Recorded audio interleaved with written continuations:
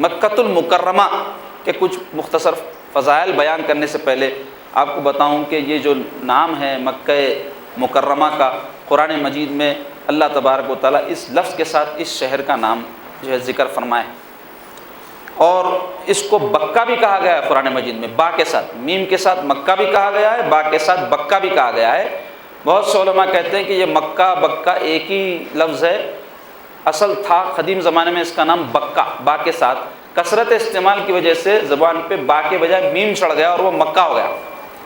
اور سیدنا علی المرتضیٰ شیر خدا مولا کائنات رضی اللہ عنہ فرماتے ہیں کہ بکے سے مراد وہ حصہ ہے جس میں طواف کیا جاتا ہے، اور مکے سے مراد شہر مکہ ہے، سیدنا علی فرماتے ہیں۔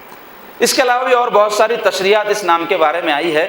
تو لفظ جو مکہ ہے اس کا معنی ہوتا ہے ختم کرنا، چونکہ یہ شہر گناہوں کو ختم کر دیتا ہے۔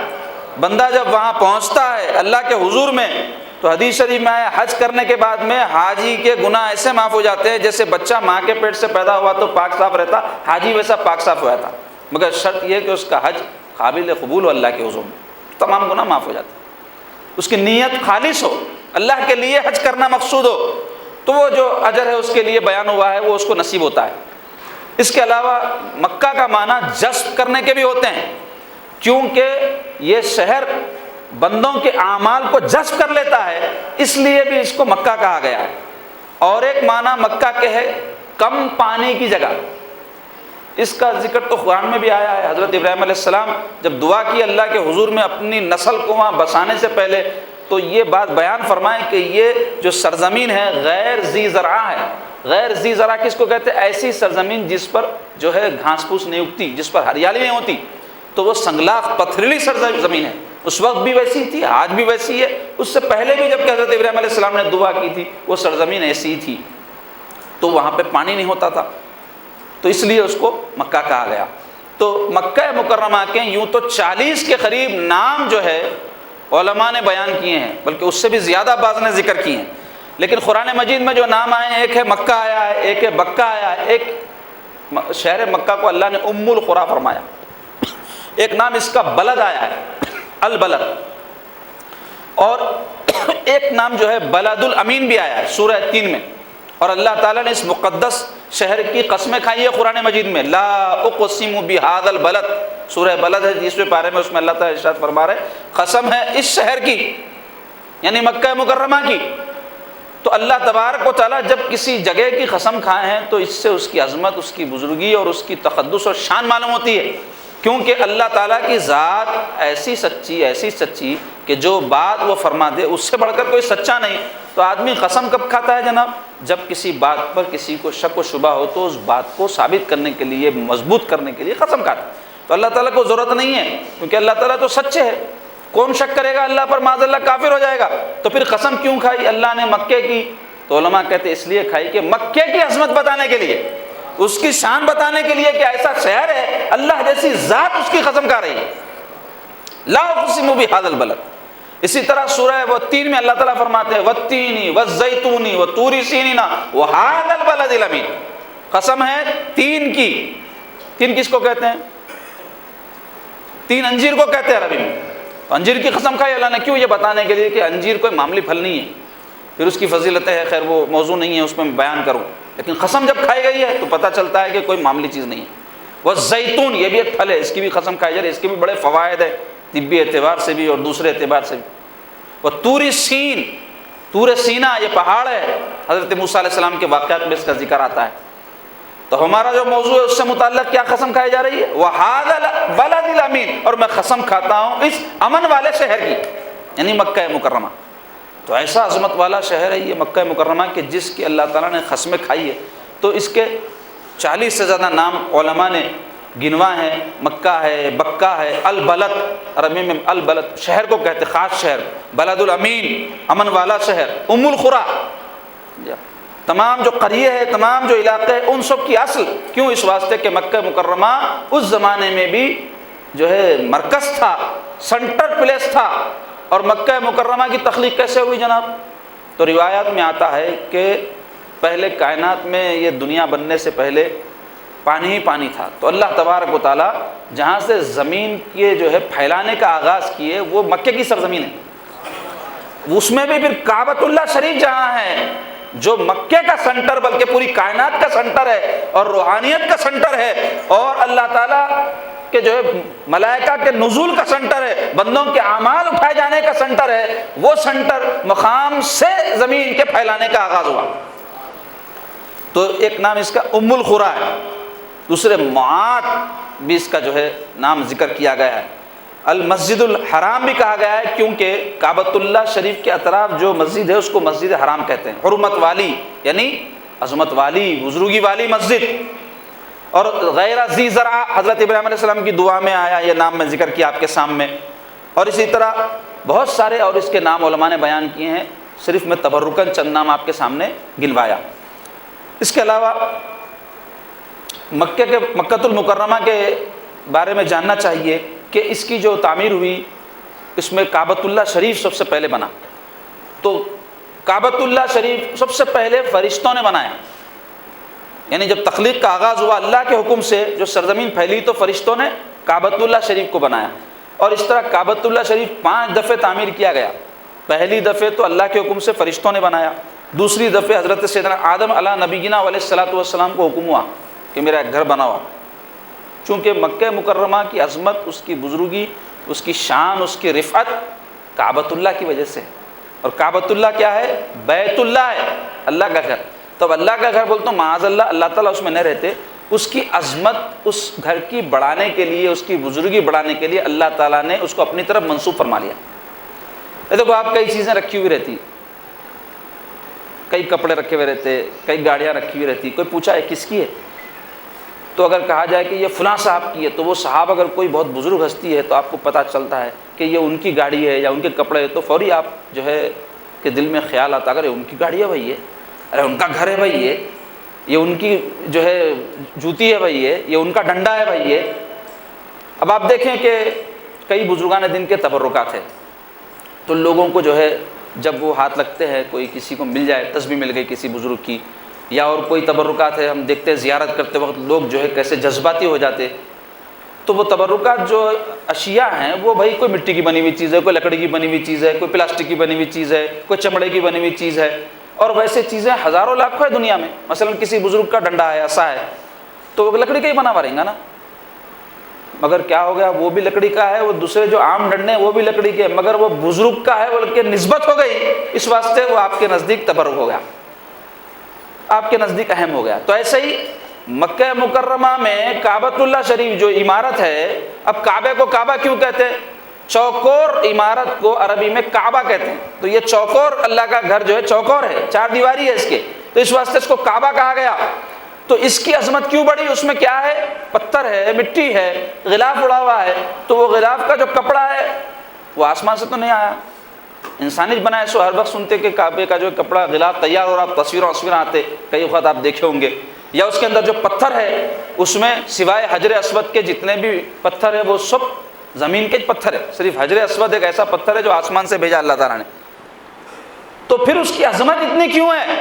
لوگ اس پر وارفتہ ہوتے ہیں، لوگ اس کے چکر لگاتے ہیں، اس کی زیارت کرنے کو اپنے لیے باعث شرف سمجھتے ہیں، اور یقیناً ہے، اور اس کو دیکھنا عبادت ہے، کعبۃ اللہ شریف کو دیکھنا بھی عبادت ہے۔ تو پھر کیوں ایسی اس کی شان بڑھ گئی؟ کیوں اس کی بزرگی اتنی ہو گئی، اتنی بلند ہو گئی؟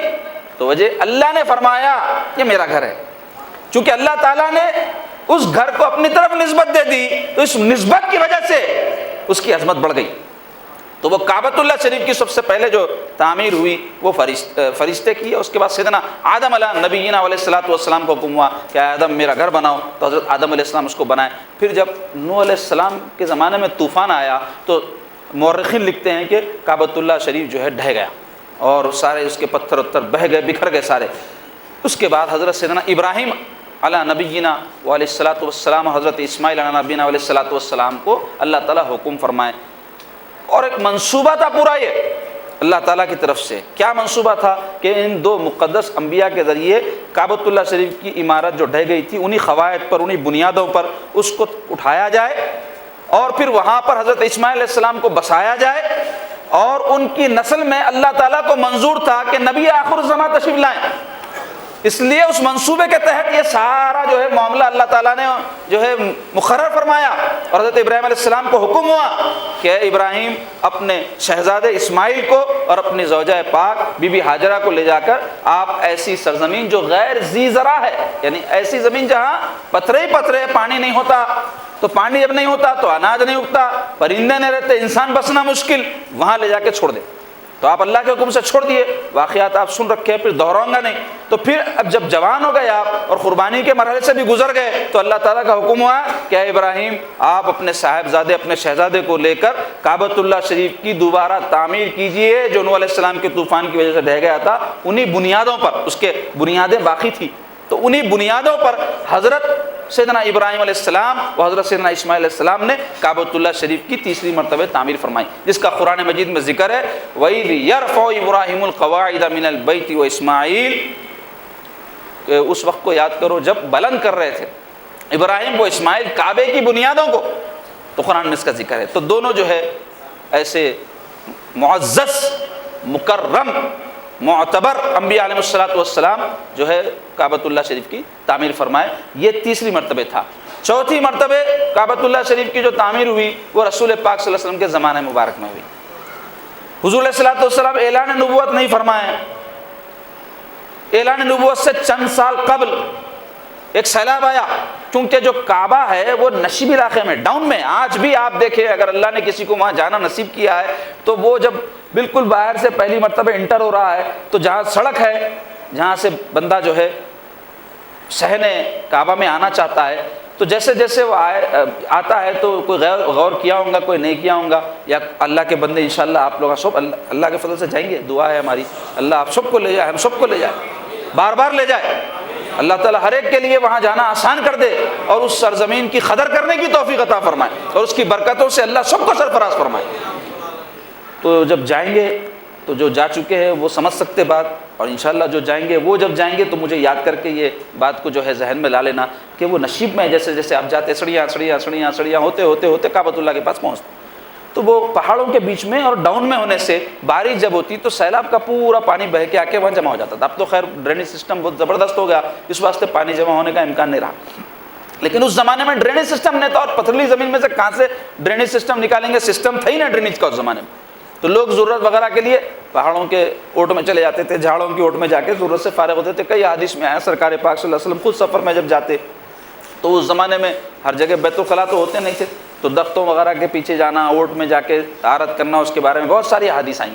تو مختصر یہ کہ پانی جمع ہو گیا جس کی وجہ سے کعبۃ اللہ شریف کی عمارت جو حضرت ابراہیم علیہ السلام کے زمانے کی بنی ہوئی تھی، کتنی قدیم تھی، کیونکہ ان کا زمانہ بھی سرکار سے 2000 سال پرانا ہے، تو وہ عمارت جو ہے ڈھہ گئی۔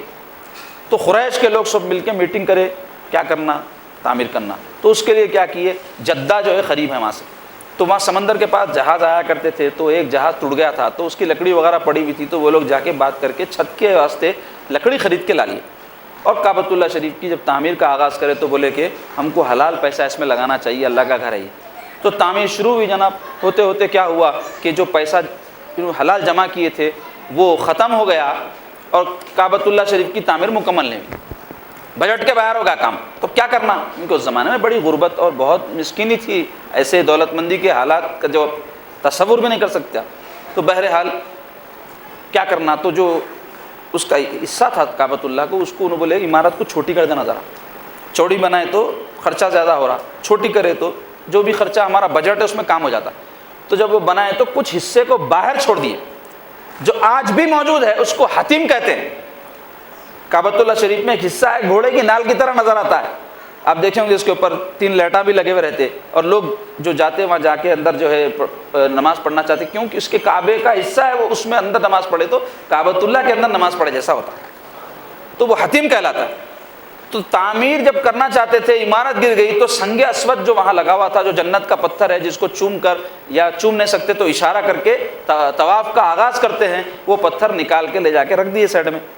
تعمیر جب ہو گئی تو اب لا کے لگانا ہے، تو جہالت کی رگ پھڑک گئی، کیونکہ تھے پورا جوہلا، ہر قبیلے والا یہ دعویٰ کرنے لگا وہ پتھر میں لگاتا ہوں، اور بات اتنی بڑھ گئی جہالت میں، اور جاہلہ بات ہی بڑھاتے، سمجھدار آدمی بات کو بڑھاتا نہیں بلکہ اس کو جو ہے جھگڑے کو ختم کرتا، فساد کو ختم کرتا، اور جاہلاں بات کو بڑھاتا. یہ علامت ہے جاہلوں، ہر زمانے کے جاہلوں میں یہ رہتا. آج بھی آپ دیکھ لیں جہاں جہالت ہوتی وہاں بات بڑھتی، اور جہاں سمجھداری ہوتی وہاں بات کا کوئی حل نکل جاتا. تو جھگڑا جب بڑھا تو قسمیں کھا لیے. کیا قسمیں کھائے کہ اگر ہم کو موقع نہیں دیں گے یہ جو ہے سنگ اسود وہاں لگانے کا تو خون خرابہ ہو جائے گا. اور اس زمانے میں طریقہ تھا خون میں انگلیاں ڈبا کے قسم کھا لیتے، تو مطلب تھا خون بہا دیں گے مگر اپنی بات منا کے رہیں گے. تو جب بات بہت بڑھ گئی اور سب اپنے اپنے موقف کے اوپر اٹل ہو گئے، تو ایک عمر رسیدہ تجربہ کار آدمی جو ہے، جو ان میں بڑا معتبر سمجھا جاتا تھا، کہنے لگا دیکھو یہ کوئی بات نہیں ہے جھگڑا کرنے کی، اس سے لڑ کے حاصل کچھ بھی نہیں ہے، اس کا حل کیسا نکالنا ہے میرے کو ایسا سمجھ میں آ رہا. کل ہم لوگ دیکھیں گے کہ حرم شریف میں سب سے پہلے جو داخل ہوں گے ان کو اپنا حکم بنا لیں گے، جج بنا لیں گے، انہوں جو فیصلہ کریں مان لیں گے، ان کو اللہ تعالیٰ کی طرف سے آیا ہوا سمجھیں گے، ان کے فیصلے کو تسلیم کر لیں گے. تو اب اللہ کی کرنی ایسی ہوئی کہ حضور علیہ الصلوۃ والسلام سب سے پہلے شخص تھے جو اس دن حرم میں تشریف لائے. تو حضور کو دیکھتے ہی سارے پکار کے بولے یہ تو صادق امین ہے، ان کی تو ہر بات ہم ماننے تیار ہے. تو اب میرے آقا کے قربان جاؤ، ایسا بہترین فیصلہ فرمائے. حضور فرمائے جھگڑ رہے ہیں کیوں؟ کہاں ہے سنگ اسود؟ تو بولے فلاں جگہ رکھا ہوا ہے. سرکار تشریف لے گئے اور سنگ اسود کو اپنی چادر مبارک بچھا کے اس پر رکھ دیے، اور ارشاد فرمائے کہ جو جو قبیلے دعوے دار ہے سنگ اسود کو نصب کرنے کے، ان کے پاس سے ایک ایک نمائندہ آ جاؤ. تو اپنے اپنے نمائندے کو بھیجے ہو لگا. تو سرکار پاک صلی اللہ علیہ وسلم فرمائے چلو یہ چادر کا ایک ایک کونا پکڑ لو. سب جنے سب ایک ایک کونا پکڑ لیے، چادر اٹھا کے لے کے آئے جہاں لگانے کا تھا پتھر کو، میرے آقا اٹھا کر جو ہے سنگ اسود کو نصب فرما دیے. بہت بڑا فتنہ فساد میرے آقا کی برکت سے ٹل گیا. تو یہ جو ہے چوتھی مرتبے کی تعمیر تھی. پھر پانچویں تعمیر حضرت عبداللہ ابن زبیر رضی اللہ عنہ، سرکار پاک صلی اللہ علیہ وسلم کے پھوپھی جو ہے زاد بھائی کے صاحبزادے ہیں، انہوں نے جو ہے اس کی تعمیر کی تھی. اس کی بھی بڑی تفصیل ہے، اگر بیان کروں گا تو بات بہت زیادہ ہو جائے گی. تاریخ ہے یہ کعبہ کی، تو مختصراً تبرکاً میں آپ کے سامنے یہ بیان کیا.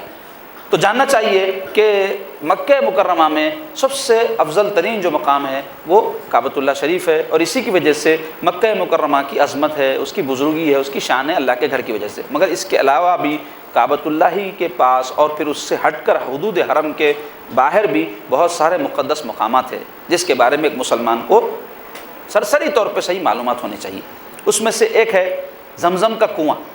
سب مسلمان جانتے ہیں زمزم کے کنویں کے بارے میں. تو زمزم کا کنواں کیسا وجود میں آیا؟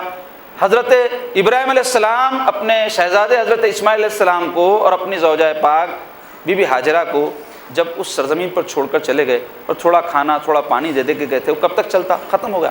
تو بی پریشان ہو گئی، اور بچے کو جو ہے وہ دودھ پلانے کی عمر تھی. تو ویسے وقت میں سخت گرمی کا موسم، تو اپنی غذا ختم ہو گئی. اب انہوں کھانا نہیں کھانے کی وجہ سے ان کو جو ہے دودھ پلانے کے لیے اپنے چھاتیوں میں دودھ نہیں رہا. تو بڑی متفکر ہوئی. پھر بچہ پیاس کی وجہ سے بلکنے لگا. تو آپ پریشان ہو کر اللہ کی ذات پر بھروسہ کرتے ہوئے، دو پہاڑیاں ہیں صفا اور مروہ جو کعبۃ اللہ کے بالکل قریب میں، ایک کونے میں صفا ایک کونے میں مروہ. تو اونچی جگہ ہوتی ہے نا پہاڑ، تو صفا جو پہاڑی تھی اس پر بھاگتے ہوئے جا کے چڑھ جاتی تھی اور دیکھتی تھی کوئی آ رہے تو نہیں، یعنی آئے تو پانی تو ملیں گا، مدد تو بھی کریں گے. پھر وہاں کوئی نظر نہیں آیا، دوڑتی ہوئی مروہ کی طرف جاتی تھی، اس پہ چڑھ کر دیکھتی تھی کوئی آئے تو نہیں. تو ایسا آپ دوڑی. تو وہ اللہ پر بھروسہ کرتے ہوئے اس بی بی کا، اس پاکیزہ جو ہے بی بی کا دوڑنا اللہ تعالیٰ کو ایسا پسند آیا کہ اللہ تعالیٰ عمرہ کرنے والے اور حج کرنے والوں پر لازم کر دیے ہے کہ اس سنت ہاجرہ کو ادا کرنے کے لیے ان دو پہاڑیوں کے بیچ میں دوڑے، صفا و مروہ کی. وہ نہ صرف بلکہ اللہ تعالیٰ ان پہاڑیوں کو اپنی نشانی قرار دیا قرآن مجید میں، ان الصفا والمروہ من شعائر اللہ، کہ بے شک صفا اور مروہ اللہ کی نشانی ہے. فرمائے پتھر ہے بھائی، ایک پتھر، ایک پہاڑ ادھر ایک پہاڑ ادھر، اس کو کیا فرما رہے؟ میری نشانیاں. تو وہ نشانی کیوں بنی؟ اللہ کی اس محبوب بندی کے اس جو ہے عمل کی وجہ سے، جو آپ اللہ پر بھروسہ کرتے ہوئے ان دو پہاڑیوں کے بیچ میں دوڑ رہی تھی. اللہ کو ایسی ادا پسند آ گئی کہ سب کو جو ہے اس عمل کی طرف لازمی قرار دے کر اس کام پہ لگایا اللہ نے، نہ صرف بلکہ ان پہاڑیوں کو اپنی نشانیاں قرار دیں گے. تو قیامت تک جو اس کے بیچ میں دوڑے گا وہ عبادت کرنے والا شمار کیا جائے گا، اور قدم قدم پر اس کو نیکی اور اجر عطا کیا جائے گا. تو اب یہ آپ جب دوڑ رہی تھی تو کیا دیکھتی ہیں کہ ایک فرشتہ ظاہر ہوا، اور حضرت اسماعیل علیہ السلام جہاں تھے وہاں ان کے پیر کے پاس سے پانی بھل بھل نکلنے لگا. تو اب ماں تھی تڑپ گئی، پانی بھیجیں گا تو میرے بچے کا کیسا ہوگا، جا کے جلدی جلدی پانی کو کیا کی، مٹی خرید کر کے ایک جا کر کے چلو میں پانی لے کے پلاتے جاتی ہے اور فرماتی ہے زم زم، یعنی رک رک، زمزم کے معنی رک رک، یعنی بھیجا نہ کو، میرے بچے کے راستے رکاوا رہے. تو وہ پانی کا نام زمزم پڑ گیا. اور سرکار پاک صلی اللہ علیہ وسلم فرماتے اگر بی بی ہاجرہ اس پانی کو محدود نہ کرتی اور روکتی نہیں تو وہ جو ہے کنواں نہیں رہتا تھا، چشمہ بن جاتا تھا بولے، اور ساری دنیا اس پانی سے سیراب ہوتی تھی. خیر اس روکنے میں بھی ان کے کچھ حکمت رہی. تو ہوا یہ کہ یہ زمزم کا جو ہے پانی اس طرح نکلا. لیکن ہوا بعد میں چل کے یہ کہ جرہم نام کا ایک قبیلہ تھا جو مکے کے طرف بستا تھا. بعد میں چل کے حضرت اسماعیل علیہ السلام جو حضرت ابراہیم کے صاحبزادے ان کا سسرال بنا ہوا، تو وہ قبیلے والے حضرت اسماعیل کی جو آگے نسلیں چلی ان میں جھگڑے ہو گئے. تو وہ لڑائی جھگڑے کے دوران وہ کیا کیے کہ جب جا رہے تھے تو وہ کنویں کو ڈھک دے کے چلے گئے. ہوتا نا جب کوئی لڑائی وڑائی ہو تو آپ گھروں میں دیکھتے ہوں گے کیا کرتے، کوئی چیز توڑ دے کے جاتے لوگ، لیٹا نکال دیتے، نالا نکال دیتے، پھترے پھوڑ دے کے جاتے، سنتے نہیں کرایہ صاحب خالی کر کے جاتے خود تکلیف دے کے چلے گئے بول کے. تو جب جھگڑا ہوتا تو کیا کرتے، اب کسی انسان کے اوپر اپنی دشمنی نہیں نکال سکے تو اس کو تکلیف کس چیز سے ہوتی ہے، اس کی چیز کا نقصان کرے تو ہوتی کر دے کے جاؤ. تو وہ لوگ کیا کیے، جاتے جاتے کیا کرے، وہ کنویں کو چھپا دیے، ڈھانپ دیے، پتہ ہی نہیں چلنا کہاں ہے. تو کئی صدیوں تک وہ ڈھکا ہوا رہا، یہاں تک کہ ہمارے آقا و مولا محمد عربی صلی اللہ علیہ وسلم کے دادا حضرت عبد المطلب کے زمانے میں ان کو ایسے خواب پڑنے لگے کہ فلاں مقام پہ ہے وہ کنواں، فلاں مقام پہ ہے وہ کنواں. تو آپ جو ہے جب اپنی قوم کو بولے تو لوگ بولے کہ آپ بیکار بات نہ ہے بھائی، یہ سب ملتا کرتا نہیں، وہ صدیوں پرانا ڈھکا ہوا ہے، کہاں سے ملتا، اور ایسی پتھریلی زمین پہ پانی کہاں سے نکلتا، آپ چھوڑیے اس کو. تو آپ رکے نہیں، جستجو کرتے کرتے مختصر یہ کہ اس کنویں کو برآمد کیا. تو اس وقت جو وہ کنواں ظاہر ہوا آج تک قائم، اور انشاءاللہ حدیث شریف میں سرکار فرماتے قیامت تک لوگوں کو اس کا پانی ملتا رہے گا. متبرک پانی ہے، کسی بھی نیت سے سرکار فرماتے ہیں اگر وہ زمزم پیے گا یعنی علم حاصل ہو، اس نیت سے پیے گا علم حاصل ہوگا، شفا ہو جائے، شفا ہو جائے گی، میرا فلاں کام بن جائے، اس نیت سے پیے گا تو اس کو وہ چیز حاصل ہو جائے گی. اس کی ایسی برکت ہے اس پانی کی. اس کو پیتے وقت کی دعائیں سرکار پاک صلی اللہ علیہ وسلم سکھائے، اللہم انی اسألک علما نافعا وعملا صالحا وشفاء من کل داء. یہ دعا پڑھنے کا حکم فرمائے سرکار زمزم کا جب پانی پیے تو. اے اللہ میں تجھ سے مانگتا ہوں، اللہم انی اسألک علما نافعا، ایسا علم جو نفع بخش ہو، فائدہ مند، وعملا صالحا، اور نیک کاموں کی میں تجھ سے توفیق مانگتا ہوں. وہ پانی پیتے وقت دعا کرو بھائی. وشفاء من کل داء، اور ہر بیماری سے میں تجھ سے شفا طلب کرتا ہوں. تو یہ زمزم کا کنواں ہے وہاں. اور مقام ابراہیم اس کا قرآن میں ذکر ہے، فاتخذوا من مقام ابراہیم مصلی، کہ مقام ابراہیم کو اپنا مصلی بناؤ، یعنی اس رخ سے نماز پڑھو. تو جو بھی طواف ختم کرتے ہیں تو ادھر سے جو ہے نماز ادا کرتے ہیں. تو اب بہت رش وغیرہ زیادہ ہوگا تو علماء یہ حکم دیے کہ بھائی اس کو پیچھے آگے رکھ کے آپ پیچھے سے کہیں سے بھی نماز پڑھ لو، اللہ اجر عطا فرمائے گا، ثواب عطا فرمائے گا. لیکن اگر ممکن ہے تو آپ کو چاہیے کہ آپ اس کو سامنے رکھ کے جتنا قریب ہو کر نماز پڑھ سکے اس کو پڑھنے کا حکم ہے، کیونکہ اللہ تعالیٰ فرمائے فاتخذوا من مقام ابراہیم مصلی. تو مقام ابراہیم کیا ہے؟ مقام ابراہیم ایک پتھر تھا جو جنت سے لایا گیا، روایت میں آیا ہے. حضرت ابراہیم علیہ السلام جب کعبۃ اللہ کی تعمیر کر رہے تھے تو کعبۃ اللہ بہت اونچا بنا، 30 فٹ ہے. تو حضرت ابراہیم علیہ السلام کا قد اتنا نہیں تھا، تو آپ اس پتھر پہ ٹھہر کے تعمیر کرتے تھے. حضرت اسماعیل علیہ السلام آپ کو پتھر دیتے جاتے تھے، جیسے جیسے ہائٹ اس کی دیوار کی بڑھتے جاتی تھی وہ جس پتھر پر ٹھہرے وہ بھی اونچا ہوتا جاتا تھا. اور آپ کے لیے اس پتھر کو اللہ نے موم کی طرح نرم کر دیا تھا، جس کی وجہ سے آپ کے خدوم مبارک کے نشان ہیں اس پتھر کے اوپر. اب اس کے اوپر لوگ ہاتھ لگا لگا کے، اب تو اس کو ڈھانک دیے، بند کر دیے، بعد پہلے زمانے میں ہاتھ لگا لگا کے اس کو جو ہے گھس دیے تو وہ خدوم مبارک کے نشان بڑھ گئے. تو مقام ابراہیم میں بڑا مقدس پتھر ہے. اس کے علاوہ صفا و مروہ کی میں تفصیل آپ کے سامنے بیان کر دیا جو وہیں ہے. اس کے علاوہ مکہ مکرمہ میں مسجد جن ہے، جہاں رسول پاک صلی اللہ علیہ وسلم جنات کو جو ہے تعلیم دیے تھے، ان کو تبلیغ فرمائے تھے، دین کی بات پہنچائے تھے، اور بہت سارے جنات آ کے حضور پاک صلی اللہ علیہ وسلم کی خدمت اقدس میں وہاں حضور صلی اللہ علیہ وسلم سے فیضیاب ہوئے تھے. اور پھر یہ حدود حرم جو ہے وہ ایک سمجھ لے کہ سرکل ہے، ایک دائرہ ہے. اب سرکل بولتے تو ایگزیکٹ جیسا گول سرکل رہتا ویسا نہیں ہے. کہیں پہ کعبۃ اللہ شریف سے 3 کلومیٹر تک، کہیں کعبۃ اللہ شریف سے 7-8 کلومیٹر تک، کہیں کچھ جو ہے فاصلے تک، ایسا ایک گھیرا ہے جس کو حرم قرار دیا گیا ہے. اور یہ حرم کون قرار دیے؟ اللہ تعالیٰ مقرر فرمائے. حضرت ابراہیم علیہ السلام دعا کیے تھے اس کے لیے، تو اللہ تعالیٰ کی طرف سے کچھ حصے ایسے جو سرکل کے جو گھیرے کے ساتھ مقرر کر دیے گئے مقدس. تو وہ حرم کیا ہے؟ حرم وہ مقام ہے کہ جس کے اندر بغیر احرام کے کوئی داخل نہیں ہو سکتا۔ اس کے علاوہ اس کی جو ہے عظمت یہ ہے کہ اس میں کوئی درخت نہیں کاٹے جا سکتے جو اندر موجود ہے، گھاس نہیں وہاں کی اکھاڑی جا سکتی، وہاں اندر شکار نہیں کیا جا سکتا، اور اگر کوئی شخص جرم کر کے اس حدود میں، حرم کے وہ سرکل میں، وہ دائرے میں داخل ہو جائے تو اس کو اس کے اندر سزا نہیں دی جا سکتی۔ کئی لوگ ایسے تھے جو جرم کر کے وہاں اندر آ جاتے تھے، تو علماء کہتے ہیں اس کو چھوڑ دو، خالی نکالنا ہے باہر تو تنگ کرو، لیکن مارنا پیٹنا نہیں، کھینچ کھانچ کے باہر نہ لے جانا، اور پھر وہ خود جب نکلے تو اس کو اس وقت سزا دینا، لیکن ان حدود کے اندر، کیونکہ یہ امن والا مقام ہے، سلامتی والا مقام ہے۔ ومن دخلہ کان آمنا، قرآن میں آیا جو اس میں داخل ہو جائے وہ امن میں داخل ہو گیا۔ تو اس مقدس مقام پر کسی کو غضب نہیں پہنچائی جائے گی، تکلیف نہیں دی جائے گی، سزا نہیں دی جائے گی، ستایا نہیں جائے گا۔ اس کو حرم بنا دیا ہے اللہ نے، مقدس بنا دیا ہے، محترم بنا دیا ہے۔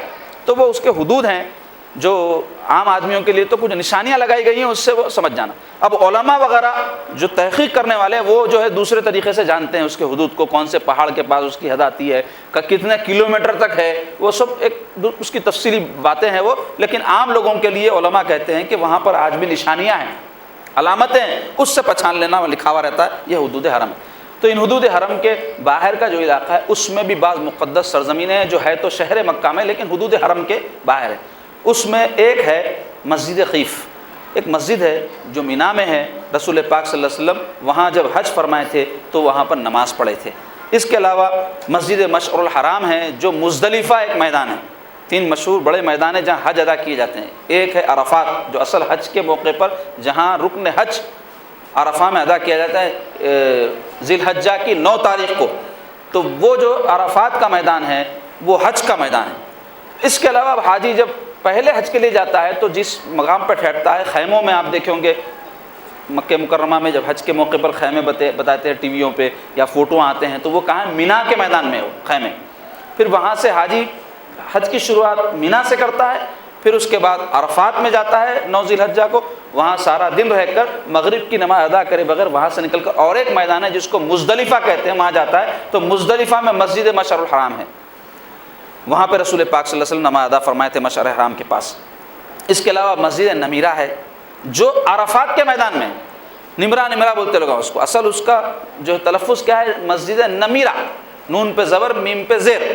تو مسجد نمیرہ بھی وہ مقام ہے جہاں ایک غار کی طرح اس زمانے میں حصہ تھا، حضور صلی اللہ علیہ وسلم عرفات کے میدان میں وہاں پر خطبہ دیے تھے، اور پھر سرکار پاک صلی اللہ علیہ وسلم جبل رحمت کے پاس تشریف لے جا کر خطبہ حجۃ الوداع جو ہے بیان فرمائے تھے۔ اس کے علاوہ غار حرا، یہ تو سبھی جانتے ہیں پہلی وحی جہاں نازل ہوئی ہے، یہ جبل نور ایک پہاڑ ہے 3 کلومیٹر کے فاصلے پر کعبۃ اللہ شریف سے، اس میں غار ہے، اس کو غار حرا کہتے ہیں جہاں پہلی وحی نازل ہوئی۔